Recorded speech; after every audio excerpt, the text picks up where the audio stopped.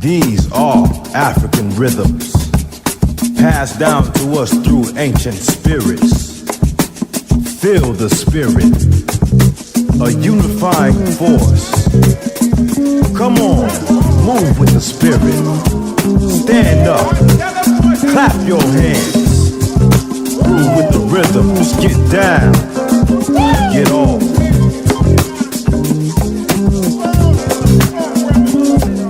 Welcome to Africa World Now Project. I'm your host and producer, James Pope.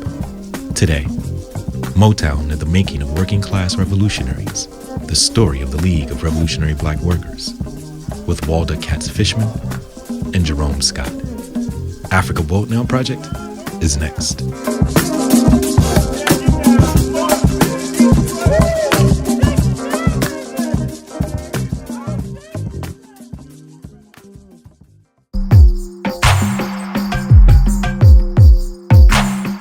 On May 2nd, 1968, 4,000 workers in the Hamtramck auto plant in Detroit walked out against a speed up, an increase in the speed of the production line. Several black strikers met in a bar across the road and founded the Dodge Revolutionary Union Movement, DRUM, to organize black workers. 2 months later, they organized their first wildcat strike. DRUM inspired similar groups at other plants, and these groups later came together to form the League of Revolutionary Black Workers. The LRBW was formed as an overarching umbrella organization that brought together various local struggles known as the Revolutionary Union Movements, or RUMs, in the automobile plants of Detroit and other workers' groups.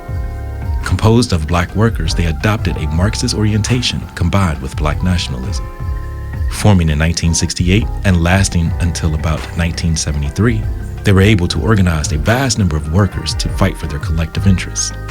They did this by developing what would be called a pedagogy of revolution, where the evolution of worker consciousness was raised to the level of critical consciousness.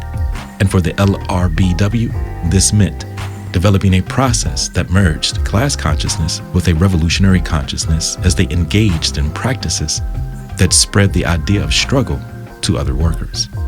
The struggle of the LRBW was centered on the political development of black workers inside the development of global capitalism in the United States and within a leading sector of capitalist production in the early and mid-20th century, which was then the auto industry.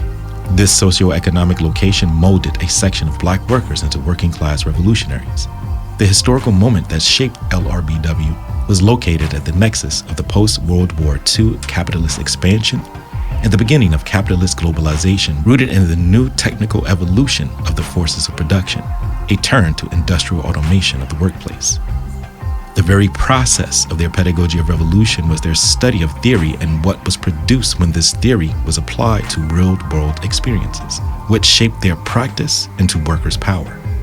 To study the intellectual processes of the LRBW in the context of a developing global capitalism, as they are identifying a pedagogy of revolution, is an essential frame of reference that can offer contemporary working class movements a guide of action. Meaning, the point of discovering the intellectual processes, theoretical development, of the LRBW opens space for us to understand the processes of how and in what ways they were intent to developing a workers' movement. As we pay attention to their ability to identify and name the world around them, and the steps they took to engage their realities in a larger context, is an important point of entry to building working class unity. This development, seen as a process, serves to situate them historically, while guiding us to identify what to extract from their practice that can be applied to the static and evolving conditions workers find themselves in today. What questions were left for us to take up? What are the contours of their thought and practice that can be extended and expanded? What are the similarities and dissimilarities in the conditions that workers find themselves across sectors today? And what is to be done? The LRBW is an interesting and complicated expression of the relationship between black workers in Detroit and the global capitalist system. It was a struggle between auto workers, the union, and the automobile industry. It encompassed the struggles and contradictions between the workers and the bosses, as well as between workers and the union of which they were a part. This period exposed the glaring internal and external contradictions of racism within and around the workers' movement, historically and in that moment. Yet, the LRBW was able to develop a process of struggle combining both theory and practice. This is their unique contribution to history and to revolutionary social movements, an exemplar of what happens when a movement meets the spontaneity of the moment. Although other studies have documented the LRBW in a historic manner and attempted an analysis of the organization, the recent book titled Motown and the Making of Working Class Intellectuals, The Story of the League of Revolutionary Black Workers, provides a more comprehensive view of the people, the movement, and the organization itself. In answering the question, what is the League of Black Revolutionary Workers and where did it come from?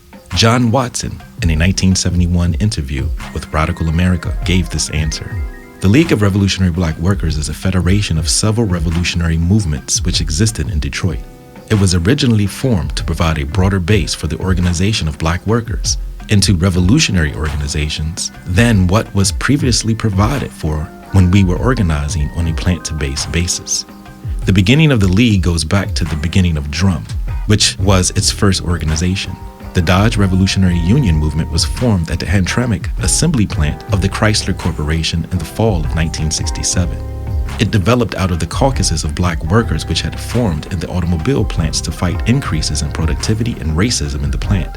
With the development of Drum and the successes we had in terms of organizing and mobilizing the workers at the Hamtramck plant, many other black workers throughout the city began to come to us and ask for aid in organizing some sort of group in their plants.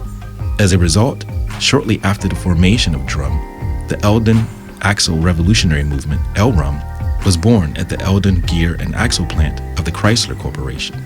Also, the Ford Revolutionary Union Movement, FRUM, was formed at the Ford Rouge complex, and now we have two plants within that complex organized.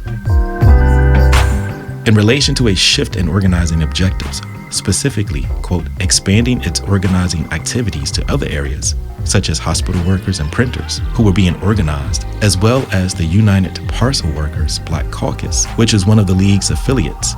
Watson summed up their efforts as a, quote, shift from community organizing and the organizing of, quote, street brothers and sisters and the black lumpen proletariat to what he articulates as a sharpening of their practice.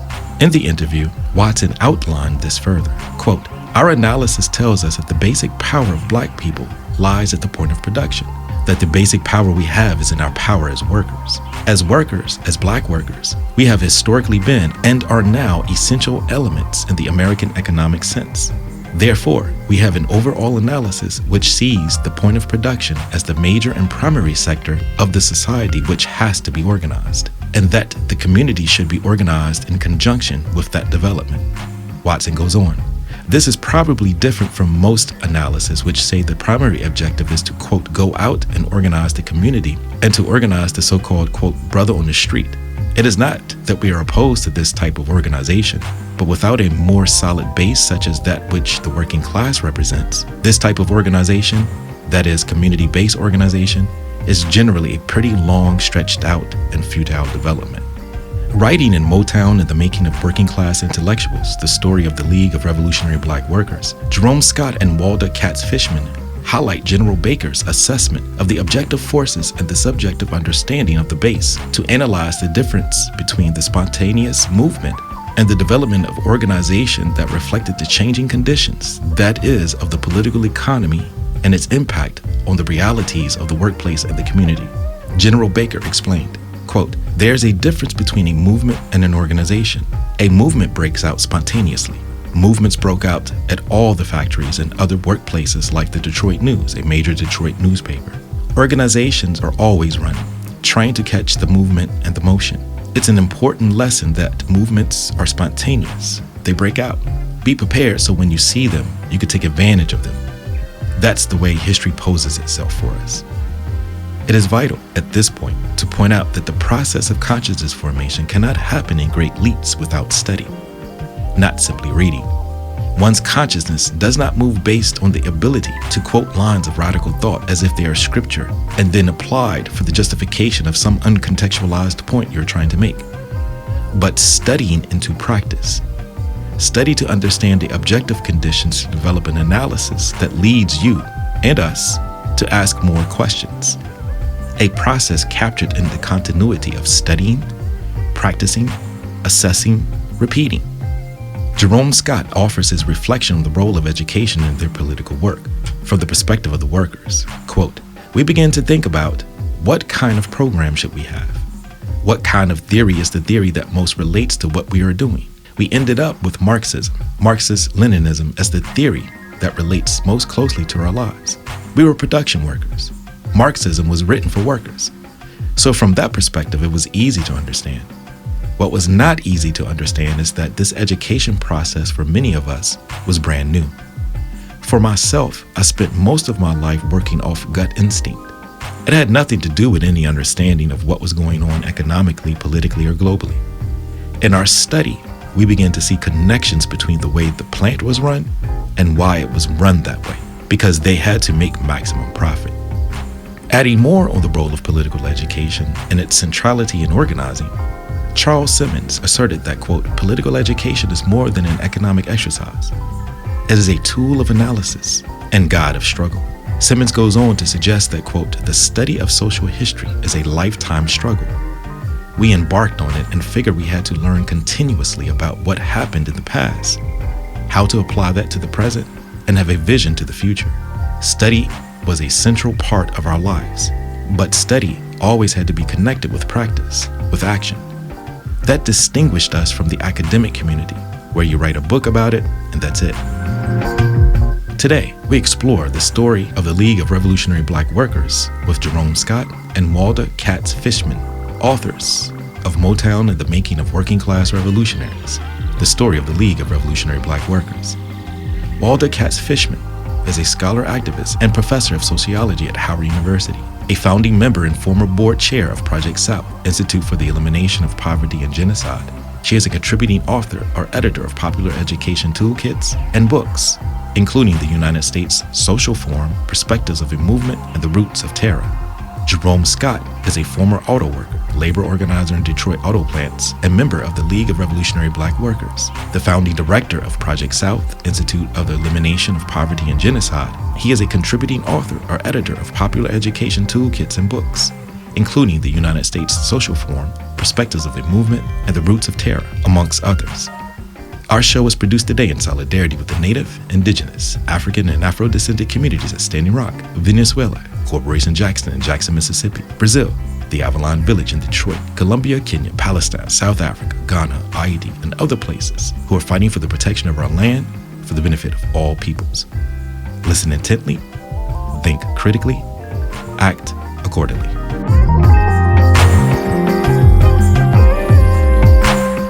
I'd like to take the time to welcome you both, Jerome and Walda, to Africa Will Now Project Collective to have a very important conversation. And this program, as I probably should note, is a collaboration or partnership between the Southern Workers Assembly and Africa Will Now Project as well, where we're building political education, the relationship between study and practice. And there's no other experience or probably historical, but very, very importantly, contemporarily than studying the League of Revolutionary Black Workers. I'd like to, again, thank you both for taking the time to join us today. Very happy to be here with you. Yes, absolutely. Yeah.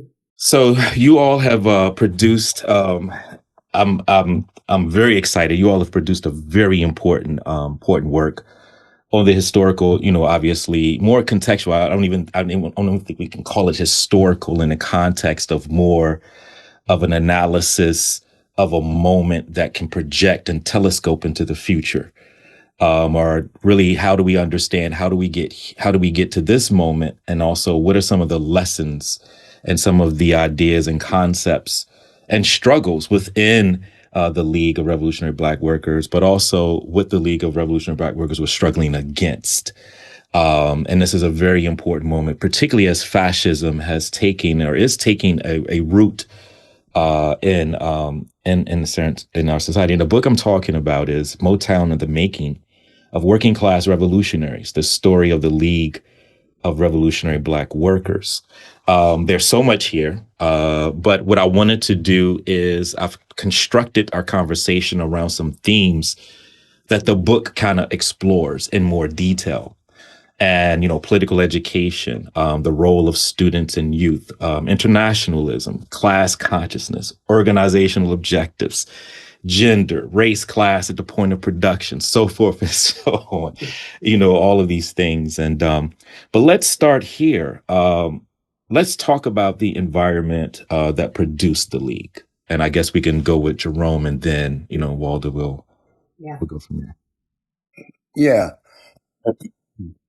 As you know, the 1960s was turbulent decade of movement development. The civil rights movement was on the wow. 1968 seen the world break out in struggle from Mexico City to Paris, and students and workers throughout the world rebelling, mainly against the effects of the capitalist system, and all its ramifications.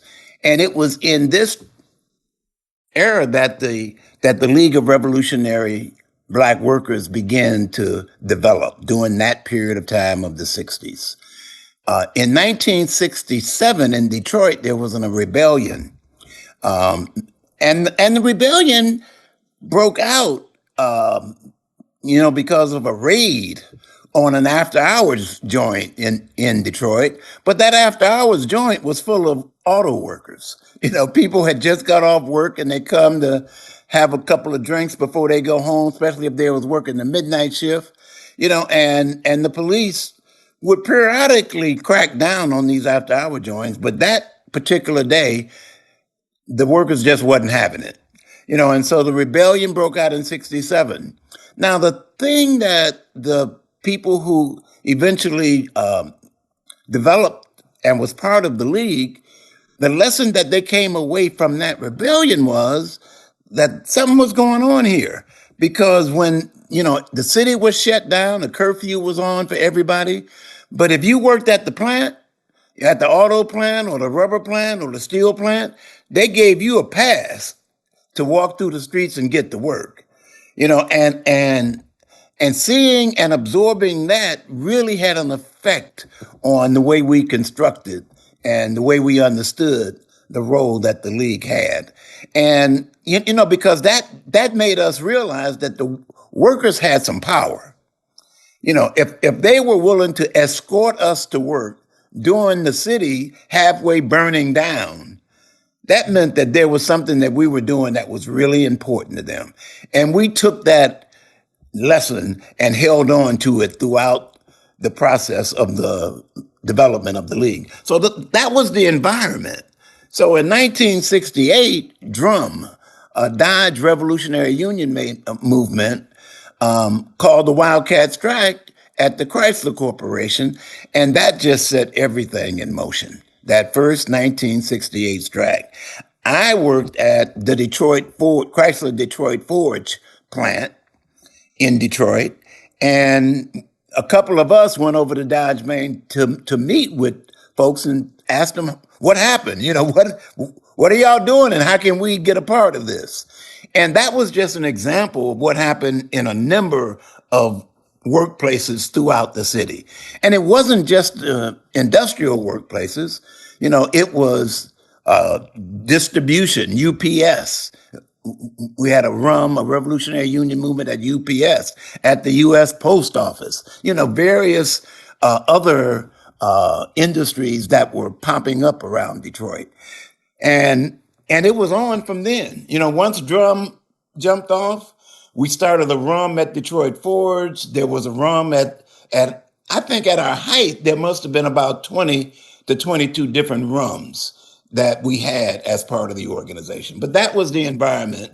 And so DRUM jumped off in 68, and then the League pulled all those RUMs together, as well as community organizing that was going on in the city, as well as students organizing that was going on, mainly in the high schools. So we all came together in 69 and formed the League of Revolutionary Black Workers. Thank you for that. Walter, did you want to add anything to that? Yeah. Just a bit. In terms of the militancy and the political grounding of the comrades who became the League of Revolutionary Black Workers, we can't underestimate the importance of the South. Many of them had come from the South, first, second generation. Their parents and grandparents had lived during the period of the slaveocracy, right? And so they brought this intense understanding of the interrelationship of class exploitation, white supremacy, racial oppression, Jim Crow, and fascism. They really had experienced that in their lifetime, and it stuck with them, right, as they entered the plants in the North, escaping to so-called, better opportunity. The other thing about that moment, because I think understanding the history of fascism, the history of ongoing white supremacy and intense, class oppression and exploitation, is the 101st Airborne tanks going down I-75 in Detroit. So it was part of the effort of the state apparatus to quell this rebellion, which was multiracial, right? There are different comrades in the book who explain, it's presented as always it's a black uprising, but no, it was a class uprising that had Black workers at the center. And so I think those were two pieces. One other piece is Cuba.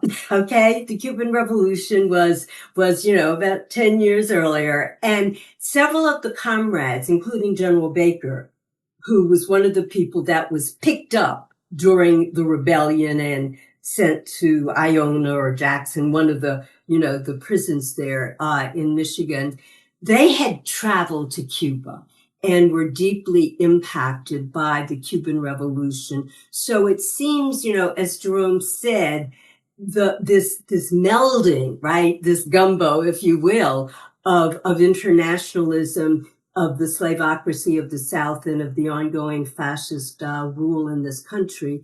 And I lift that up because these are things that are with us today.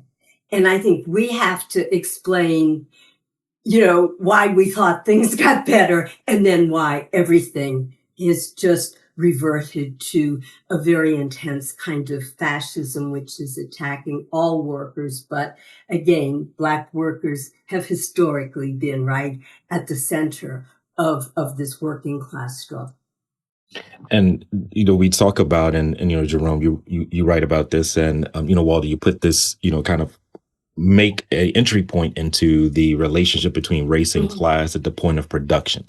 We're going to get there because in order to understand how that oppression rising up, obviously from the South, moving, to the North, the industrial North, that relationship becomes very important as well. Let's back up just a little bit. Sure. Because you bring a very important point of the movement from the South, right?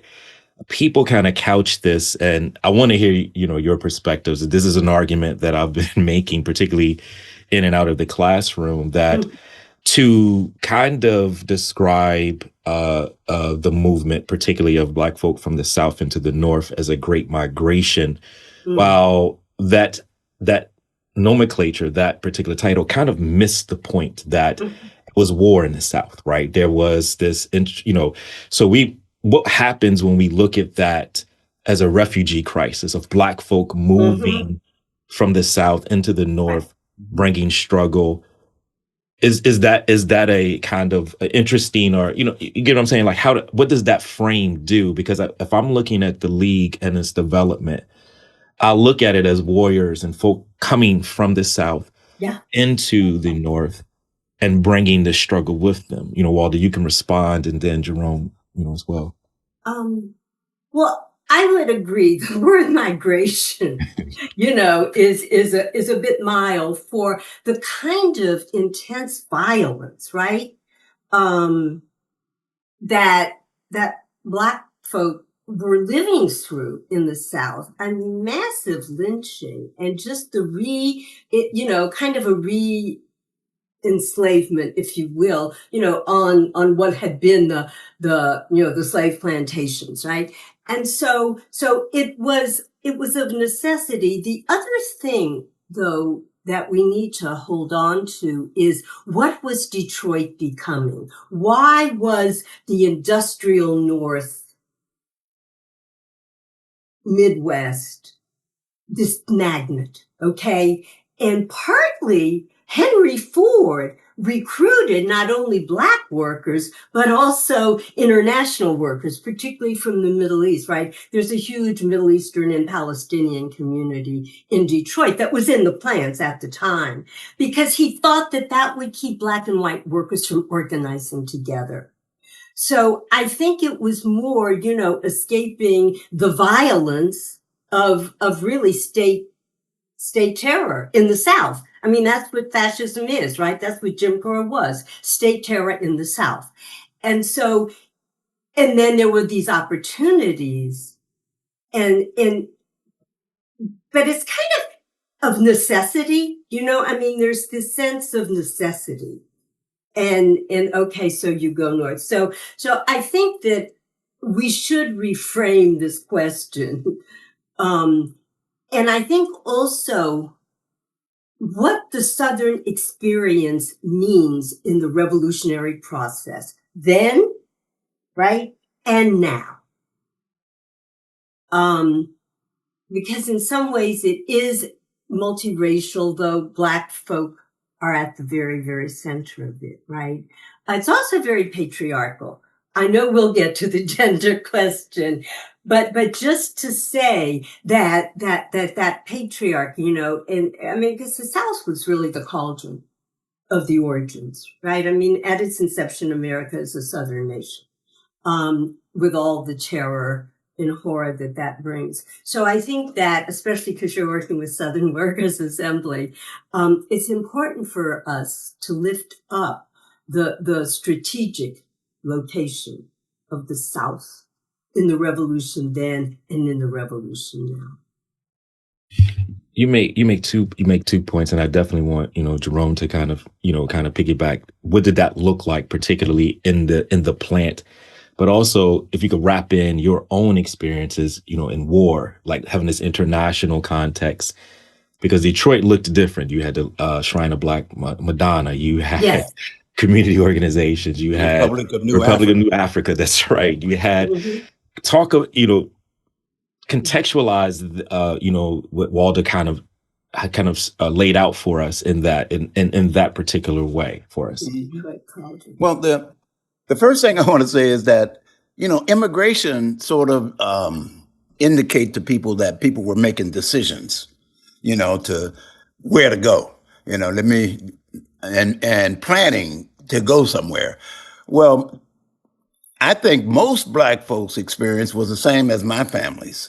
My grandparents grew up in southern Georgia, and they were married and had 7 children at the time. And some white man attacked my grandmother, and my grandfather defended her. Well, they made it home, and as soon as they got home, all the people told them, get on that train now. We'll send the kids later, but you got to get on that train now. And I think that's basically the experience of most Black folks in terms of how they got away from the South. It was really a necessity to move away because every time they stood up, their life was in danger. So I just wanted to make sure that people understood why we're having this discussion about migration and not the proper context to put it in. The thing about the South that I think people brought to the North was that sort of attitude that white supremacy is so bad that my life depends on what I do next. And they brought that attitude to the plant, and some of us went into the plant thinking that this is the North. We ran away from white supremacy at its worst. But to find out in the plant, that was the number one complaint. the way the foremans treated black workers, the jobs that we got, you know, it, the fact that we were the last hired and the first fired, all those things that we experienced by going into the plant was just reflective of all the fights that was of such a high level in the South. And we felt like our job now is to take it to this high level into the point of production. How do we take the demands of the civil rights movement to the point of production and try to make sure that whatever happens on Main Street as a result of this movement also happens at the point of production. So let's talk a little bit more about the role of the importance of political education. Particularly, you have all of these confluence of forces, right? You have a nationalist strand, you have an unorthodox, as I call it, a religious development, particularly the nation and other particular formations, the shrine. Then, of course, you have workers who are in the center of this, navigating these particular spaces, navigating the racism of the unions, navigating the racism on the streets, of the police, of the communities. Talk a little bit more about what did a political education, how did that look? What would that look like? Because again, in order to have a unity or class consciousness, particular workers' class consciousness, of course, Du Bois talks about white worker, black worker, and black reconstruction. So there's a lot of confluence of forces here. And what was the thinking into that particular process? Also, one last thing, you had an international. You had folk concerned with Palestine. There was anti-colonialist movements happening. I know I threw a lot there, so Jerome, you can respond, and then Walter follow. Just flow, just come right on in. I'm gonna turn my mic off and hear you talk. Well, first of all, the political education, the League from its very beginning had people who were studying Marxism as the main sort of theoretical process that they were studying.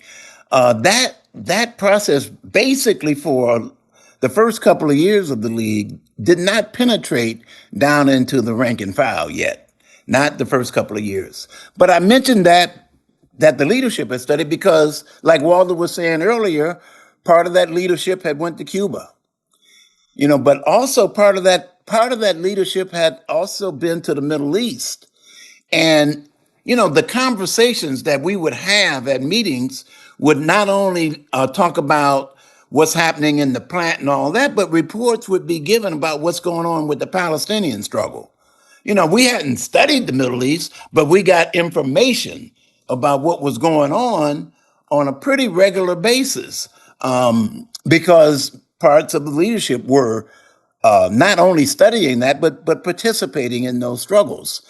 So we got an internationalist flavor to our political education from the beginning.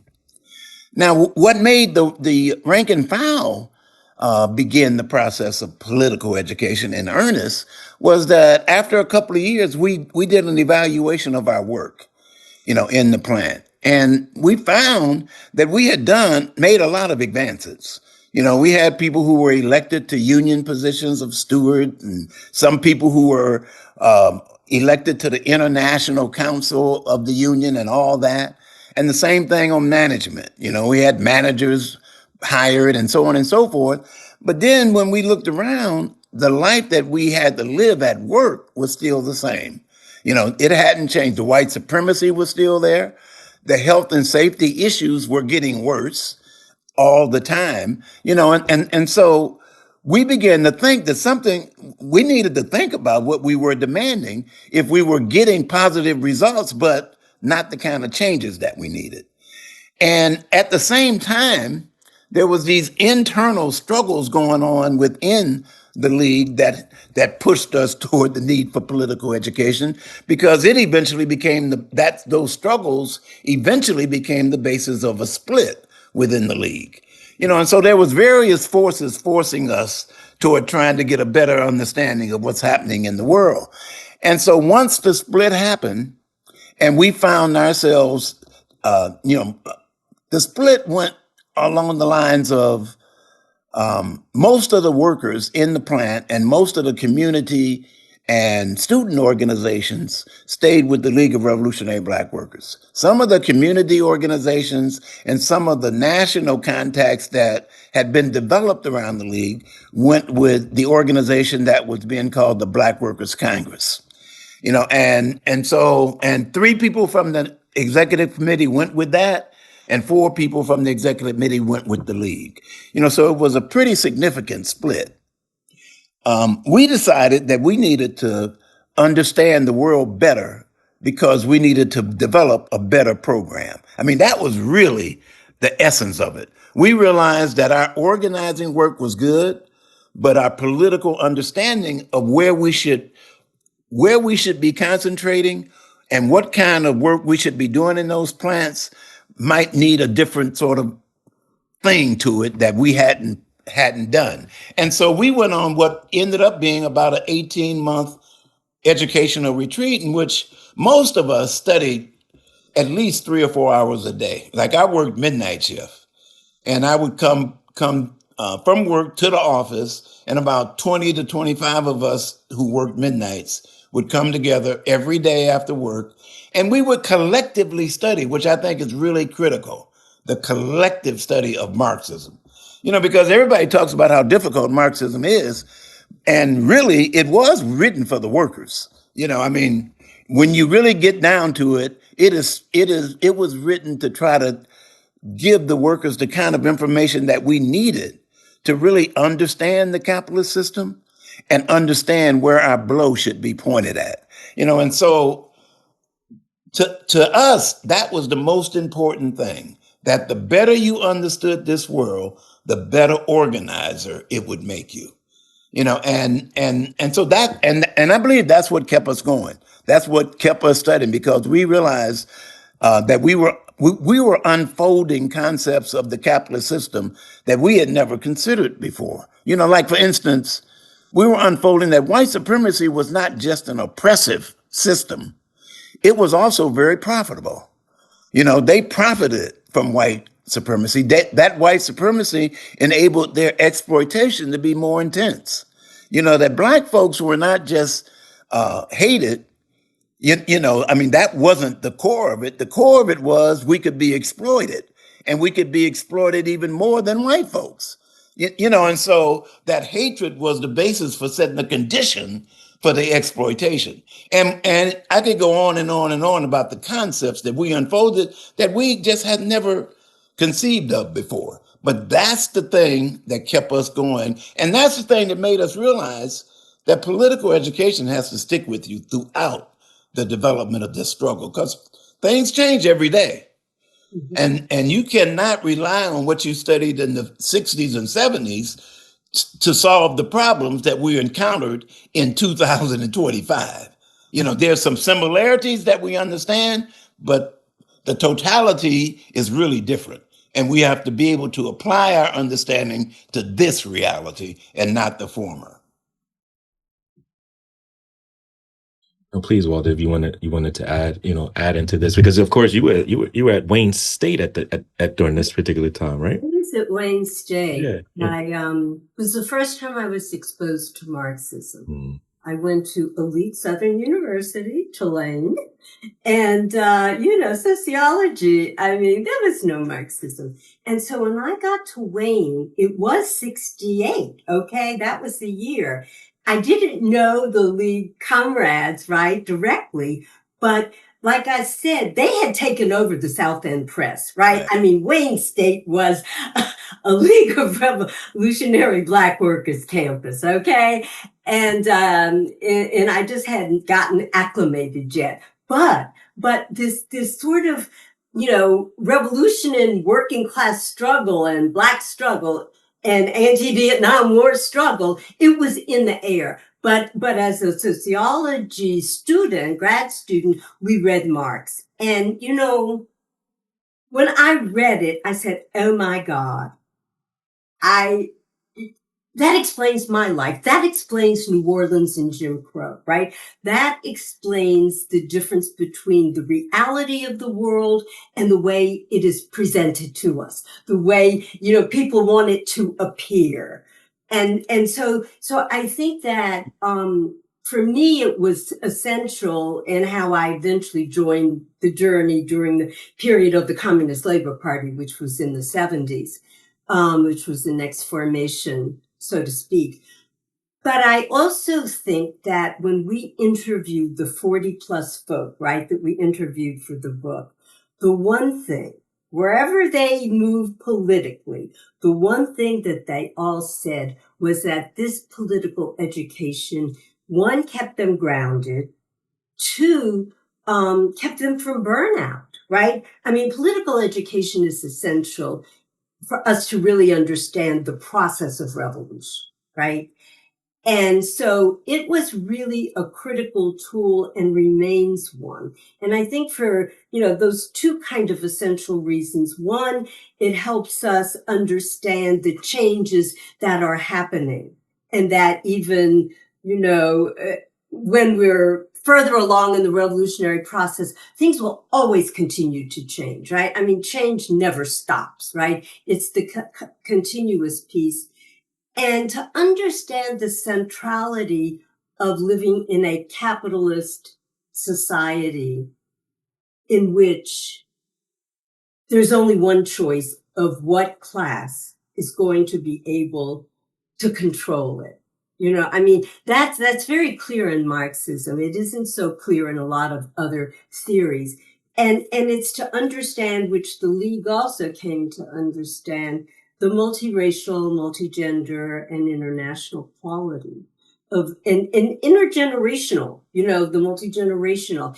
And so in some ways, the League embraced all of that. It's really coming to the fore in this moment that when we talk about working class, people think, because people from my discipline, sociology, taught you that there is no class, right?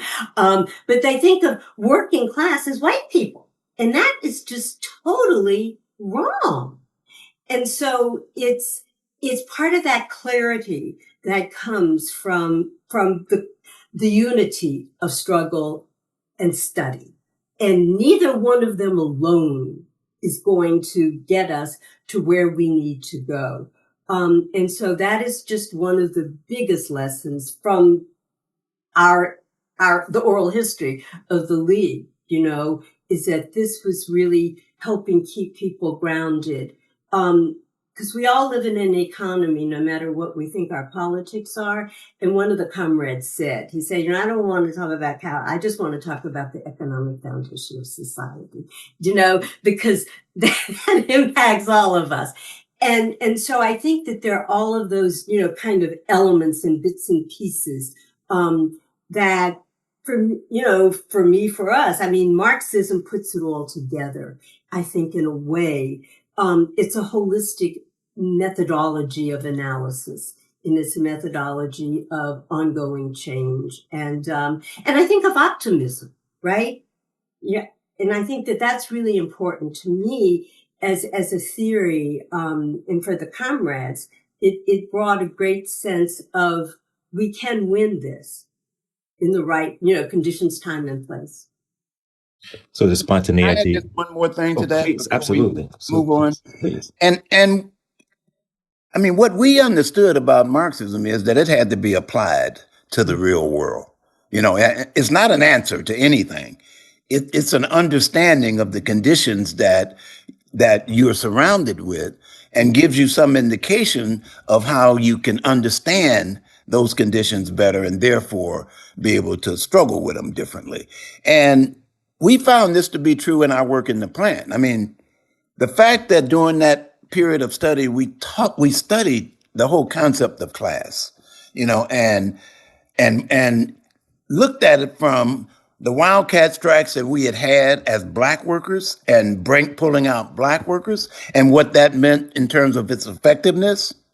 And then once we went through that study and decided we had to reach out to all workers, not just black workers, and we ended up having a wildcat strike in '73, which were, shut down the entire corporation of Chrysler for a week. And the Chrysler Corporation couldn't break the strike. The strike had to be broken by the union.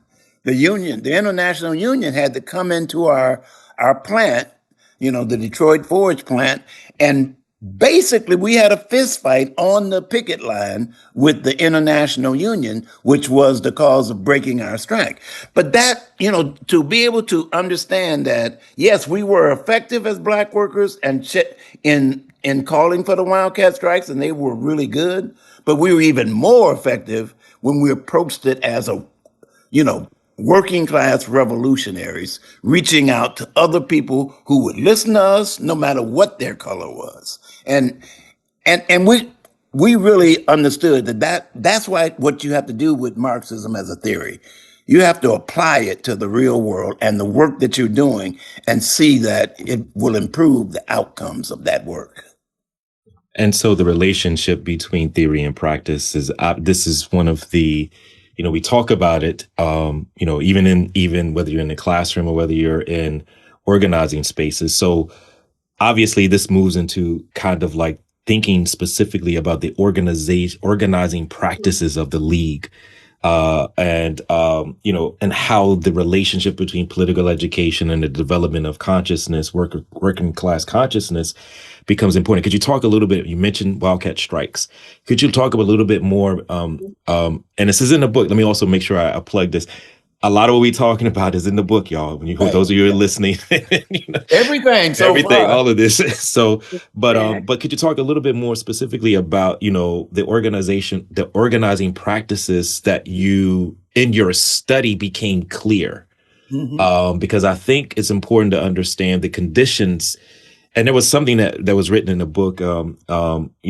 You said this as a quote for you in the book, talk about Marxism was wrote for working class people, right? But also there was something else in the book saying that the recreation of the league cannot be possible today. Right. So let's talk a little bit about the period, particularly of this study, and what led to the organizing practices of the league, and then kind of move into. I guess we can leave that question there for those who kind of listen. That you can't take it linearly, right? We have to understand the development forces of history as we're moving forward, because we're in the 21st century, we're in robotics, we're in AI, but there's still some similarities. But go ahead, talk a little bit more about what in the study. Did you look at Du Bois and Black Reconstruction and say a general strike is going to be? How you get what I'm saying, though? Go ahead. Yeah.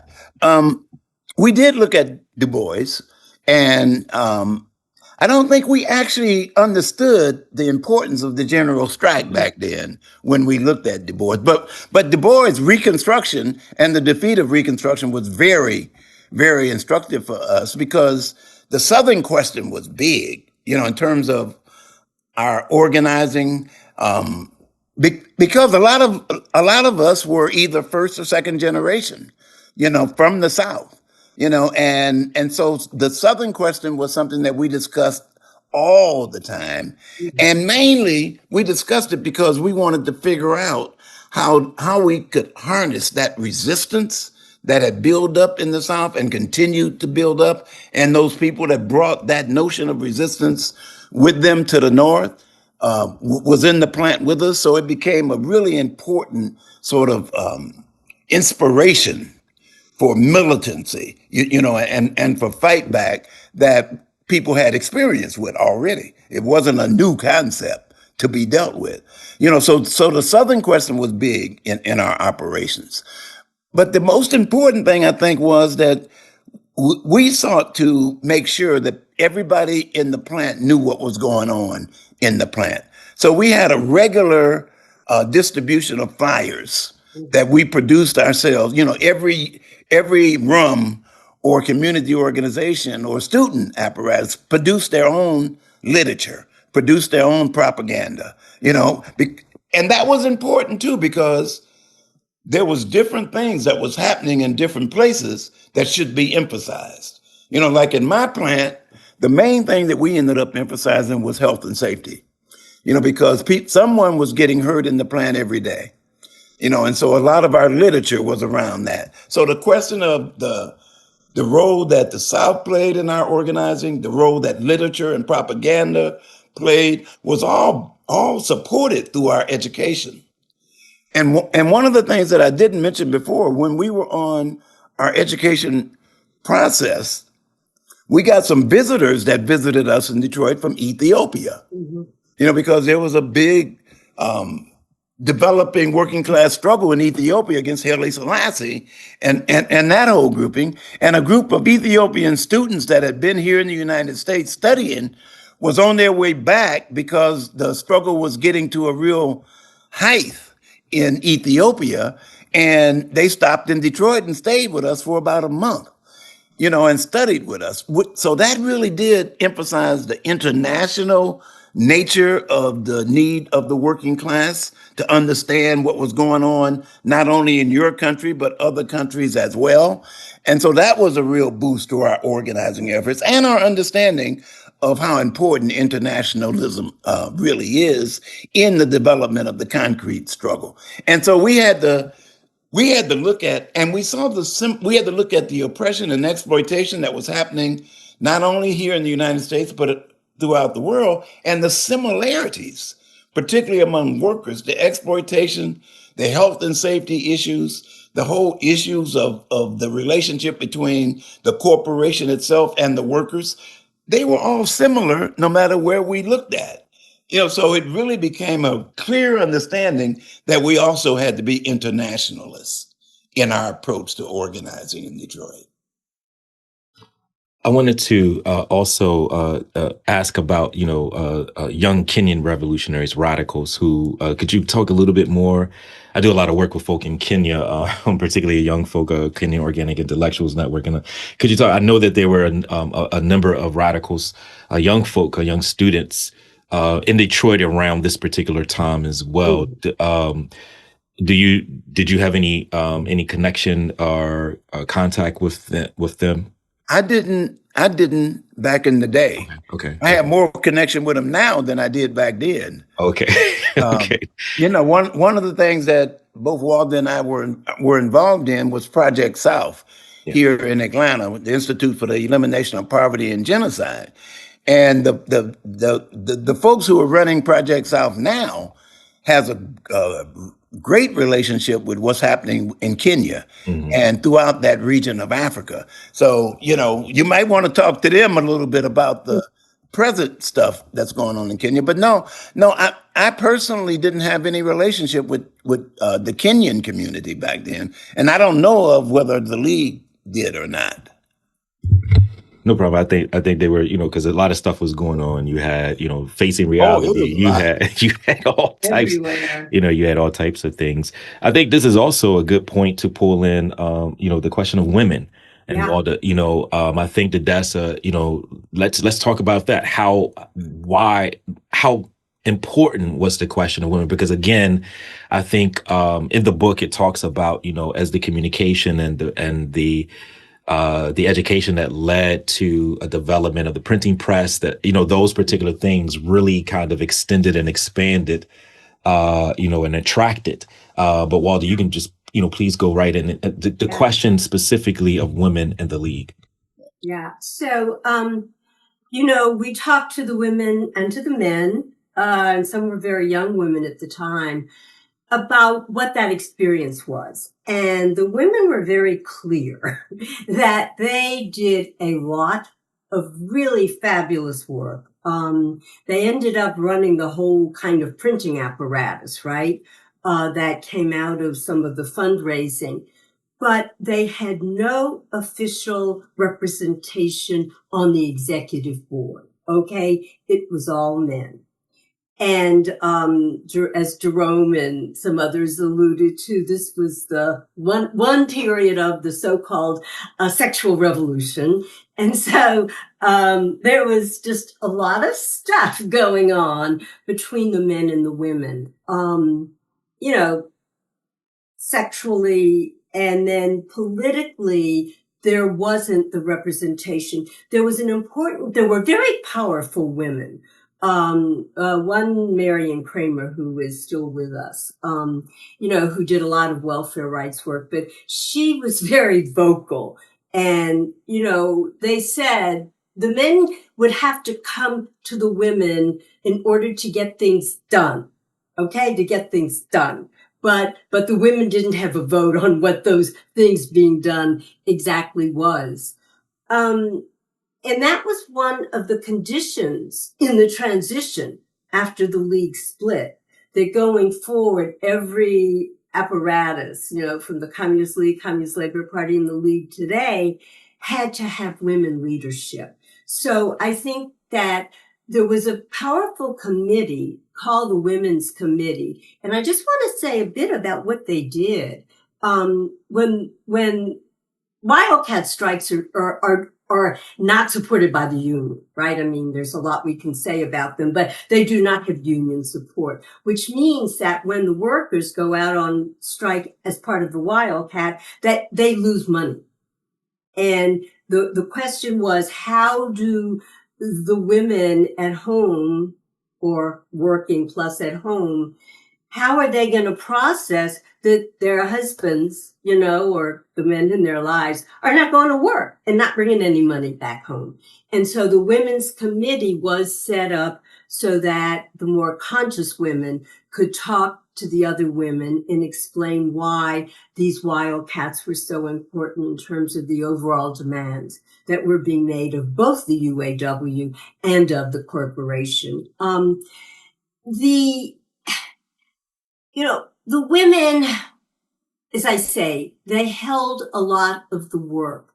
And the other thing I want to say about that, particularly some of the young women, they felt like the League was a political home. Okay. And I think that that's really important in terms of organizing and how we treat each other as comrades today, right? That we aren't just, following orders and going to do the really important tactical and strategic work, but that we really value each other as human beings, right? That we are beginning to model the world that we want to become. And General Baker, who we've mentioned before, his house, I believe, Jerome, if I'm correct, his house became the office, right, of the League of Revolutionary Black Workers. And so there was this real blending of political work, of class struggle, of fighting racial oppression. And I think the women lifted up the question of gender oppression, and this could not go on, right? I mean, this was just not acceptable for revolutionaries then or now. And it's a protracted struggle, It's one of those, just like white supremacy's protracted struggle. And patriarchy is used as a divider in society by, ruling class forces, a little bit differently than is white supremacy, but it is an important divider, particularly around gender, gender identity and gender today. But I do want to say that without the women of the League, the whole printing operation and a lot of the day-to-day of the organizational work just wouldn't have gotten done. The men in the main fessed up, okay? They said, oh yeah, well, we should have had them. But it was an important conversation for us to have and to write up in the book. It was really important to us. So yeah.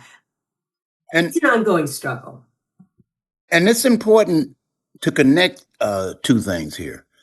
One is that, yes, we understood women did a lot of work. We understood that the whole time. But a lot of us didn't think of them as political leaders. It wasn't until we went through our study and started looking at it as a class, as women being part of that working class, that is the force that can really be the force that can overcome this capitalist system and lead us to a new organization of society based on cooperation and not competition. But it was the study that really got our minds right, that we would be able to understand that not only was it important to recognize women and the contribution that they made, but also it was critical if we were going to unite the class to develop everybody equally and to promote everybody equally into the leadership of the organizations that we're involved with. And one of the things I also want to highlight here is the importance of what we're talking about, and as far as study, we're talking about working class intellectuals, right? This Oh, yeah. notion, and I always like to stress this to my students. Those when I'm in the classroom, when they complain about reading a 2-page something, or complaining, and I try to get them, or right now students are very, they're coming at me. They're saying that the concepts and the words are too hard. Um, at this particular moment, I would love for you, particularly Jerome, to speak to that moment, and so my students will be engaging this as well. Like, what was that about? How was that overcome? How was that, because everybody, I tell them as well, just because I have these letters behind my name, that doesn't mean that first time I read something, I understand it. I got to reread it, study Exactly. it, but go ahead. I mean, Exactly. I think that's critical because most of the workers that was at the point of production, when we started our study, that was their first introduction to Marxism. I'd never studied I'd never really even heard of Marxism or what it was or what it could do as an example. And so, yes, if I were to have picked up a Marxist, like one of the things we read a lot of was What Is to Be Done by Lenin, because it dealt with work at plants in Russia at the time and all that. So it was some similar things. I couldn't have picked that book up and started reading it and said, wow, yes, this is what we need to study. But the fact that we studied collectively, that we read it collectively, that we just, it gave us a time period of that collective study where we could get a grasp of the concepts that were being presented. Even though the words were difficult and some of them just weren't, they weren't popular words, they were historic words. But the fact that we were able to break them down together, it really set the foundation for people for the rest of our lives, really. That it set the foundation to really figure out if you run into some difficult concepts, how do you get to the point where you can understand them? The main thing is get you 2 or 3 people together and say, look, how do you see these? And how do I see them? And that's what we did. I mean, at the beginning, we would read paragraph by paragraph together. And everybody had the opportunity to say and was encouraged to say, all right, stop right there. We gotta discuss this because I don't understand what we just read. And it was that process lasted for a while until people got accustomed to the wording, accustomed to looking for the concepts and not just the words. And so I would encourage your students, do it collectively. It don't have to be a whole lot of y'all. But if you got 2 or 3 people in class that you can study with, do it that way. I think you will find it, and you will get to the point where you can do it on your own, which is which was the goal of all that. And it wasn't until later that we realized that what we were really doing was developing as proletarian intellectuals. And that was really important to us. That yes, we got to have intellectuals of all branches, but we also got to have working class intellectuals. And we saw ourselves as developing as that. No, I definitely appreciate that. And again, I know I couched my question in studio, it was just on my mind at the moment, but But it's in the this book too. is in the So book. And it's also very informative because again, as we're engaging and organizing outside of institutional space, particularly institutionalized education, I think the parameters and the limits and the barriers of the university as it's currently constructed and really creates this punishment and reward process of slowing down, paying attention. And I try to do that, but this is important in the context of those, workers who are listening to this, but also are attempting to organize, mhm. uh, these issues of understanding and applying concepts that we're reading to the real world is a process. It is not something specifically that is going to be a magic bullet. Tomorrow you can flip on the switch. And as us, as who have the privilege to stand in front of students, we have to be vulnerable in a particular way to say, Right. we're doing the same thing. We're reading just as much as you. Again, I think that is important, and that kind of moves to the question of how did the organizers, particularly the league themselves, how do they see this processes of organizing, like leadership or organizing? The difference between let me be clear. The difference between movement development and organizational development. Could you talk a little bit more about that relationship or that similarity or dissimilarity about that? Right. And I'm going to have to get off. It's because I got another meeting at 4 and it's already 4. But I think that this concept of organization and the relationship between movement development and organizational development, I think is really critical. I mean, the movement is really spontaneous. It will jump off anytime. Wildcat strikes, you know, I talk about them like we planned them. We didn't really plan them. They planned us.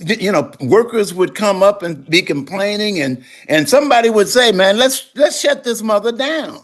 And for the most part, I would say, Are we really ready to shut this mother down? Because we ain't done nothing.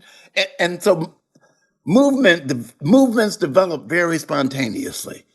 When you look at movements, you have got to figure out how you can build a relationship with the movement that is developing, that is really intertwined with us concentrating on developing an organization that embodies that movement. And that means the development of leadership. We have every time you want to build an organization, you have got to be really serious about not only selecting your leaders, but developing leaders among the membership of the organization itself. But organizations have to be developed.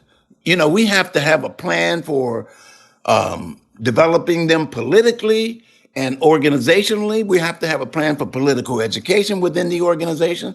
And then you can begin to filter those plans into the developing movement as well, and make sure that relationship is one that is relationship that gives and takes from both. You take from the movement and bringing it to the organization. You take from the organization and bring it back to the movement. It's really a dialectical process that you want to have between an organizational development and its relationship to the movement itself.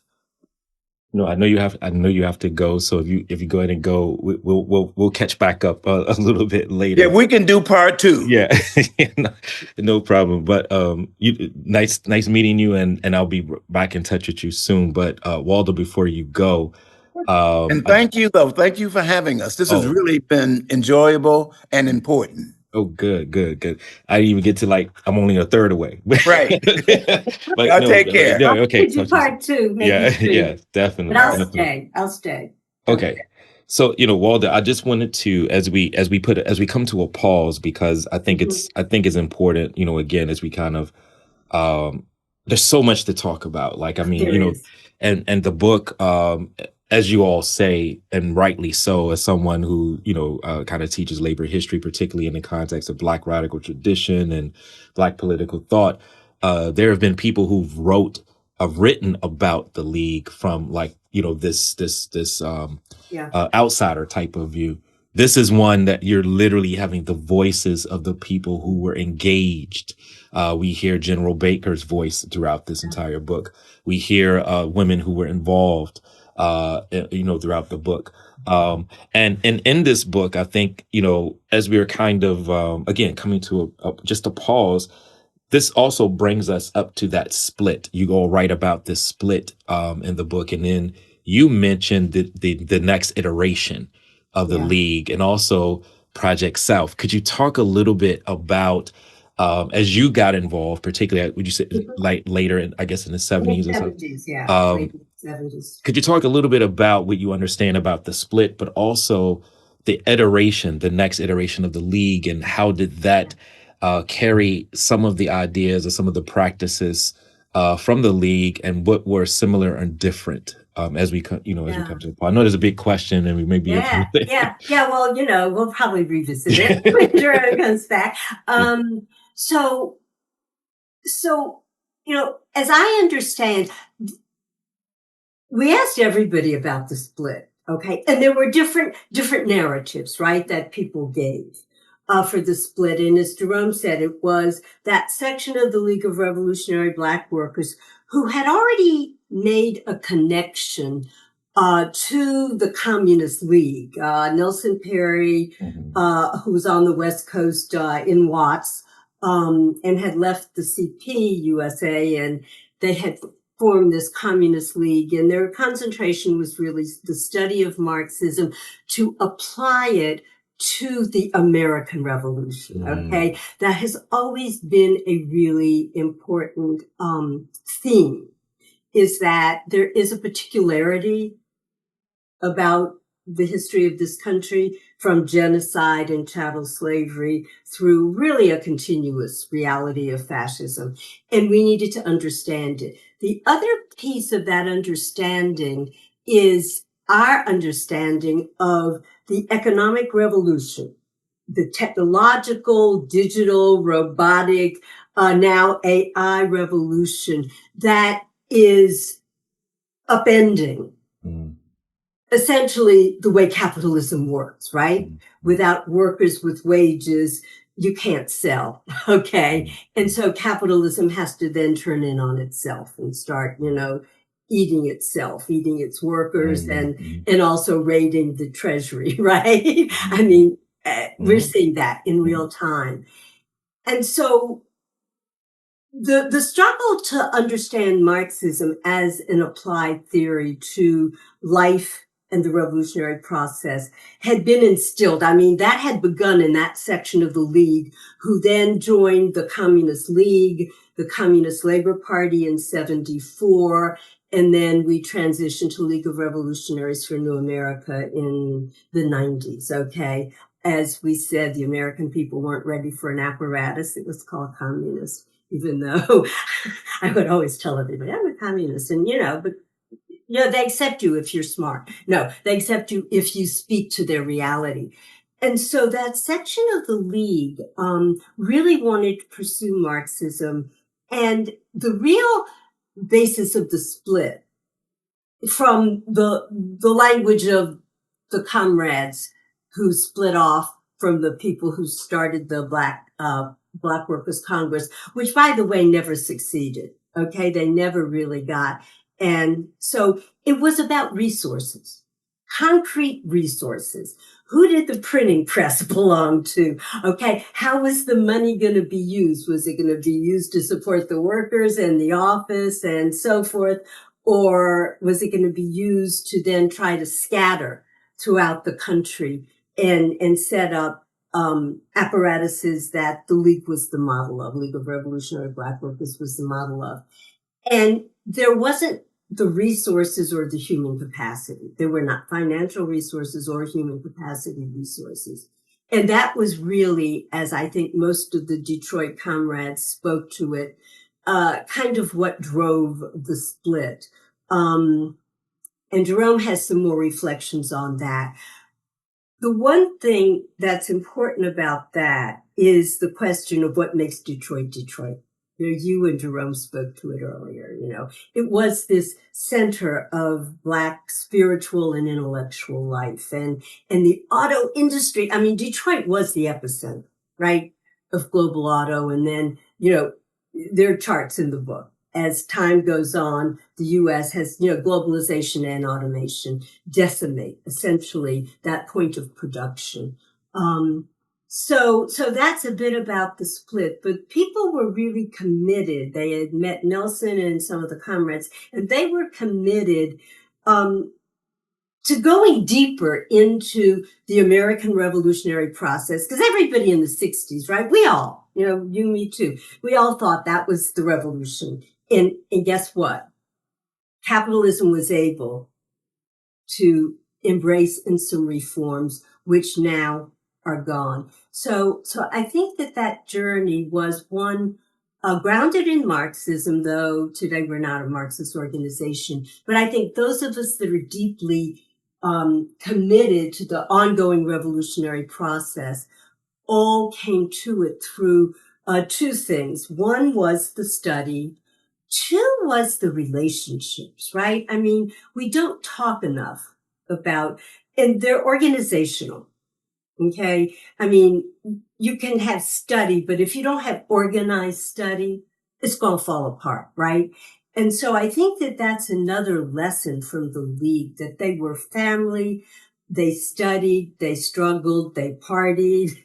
There was a group called the Red Stocking Singers. And so it was really trying to model this world that we wanted to become. And I think that's an important takeaway. And, you spoke to the question of your students. Universities really encourage individualism and competition. And I would say to my students at Howard every day, don't believe it. Okay. Don't think because you're helping somebody else that they're going to take your scholarship away. And I think that's, it's to get out of the mentality of capitalist individualism, competition, dog eat dog. And the League did that. I mean, the League was this whole family. We didn't even have a chance to talk about the importance of the lawyers. All of whom did all this volunteer work. So it was a moment, a time, a place, and lots of aha moments along the way that have led to the continuity and longevity of it is a small handful. Okay, just to be thoroughly honest. Okay, people come and people go. But I think that the question for us today is this question of what kind of revolutionary organization can we collectively create? Because the movement is everywhere. And I think that's why it's important to talk about organization, because we all know we need to develop an organization that gives people the space to do the tactical work day to day that they're going to do, but that has this unity of understanding and unity of knowing that we are in a class war. There is no going back. And I think those are really lessons that those of us who've been on the journey have taken away, that we're at this moment when it's life and death. And for some people, it's already been death for too many. Whether you're talking about Palestine or you're talking about the ICE fascism, militarism of this government in our cities, terrorizing immigrants, particularly immigrants. We can also throw in COVID. We could throw in COVID for that as well. Yeah, right. Right. Yeah. No, so again, I think it's a good place for us to pause and kind of reflect and assess. Thank you both so much. Thank you for taking the time. Thank you for taking the time to do this book. I mean, as I've been going through it, this is my second time kind of going through it. And my thoughts were still all over the place. And I'm sure you could probably hear this, over the place. But again, thank you for taking the time to join us. Well, thank you for having us. And it's joyful to reconnect. Yeah. And